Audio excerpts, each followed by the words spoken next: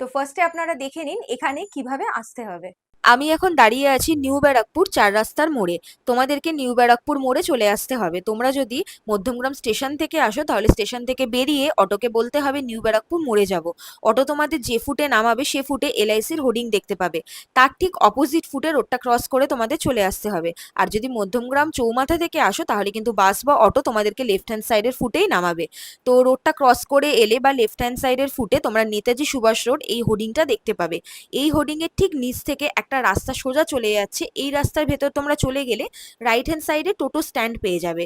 তো টোটোকে বলতে হবে কাঞ্চন জুয়েলার্সে যাব, তো 10 টাকা ভাড়া নেবে আর একদম কাঞ্চন জুয়েলার্সের সামনেই কিন্তু তোমাদেরকে নামিয়ে দেবে। তোমরা চাইলে হেঁটেও যেতে পারো, হেঁটে কিন্তু 10 থেকে 15 মিনিট যেতে সময় লাগবে। আশা করি কাঞ্চন জুয়েলার্সের অ্যাড্রেস বুঝতে তোমাদের অসুবিধে হয়নি। তোমরা দেখে নিয়েছো এখানে কিভাবে আসতে হবে। এরপরে যদি বুঝতে কোনো রকম প্রবলেম হয় তাহলে কিন্তু স্ক্রিনে নাম্বার মেনশন করা আছে, দাদাকে কল করে নিলে দাদা কিন্তু তোমাদেরকে গাইড করে দেবে। ভরসার একটা আয়না, কাঞ্চন জুয়েলার্স।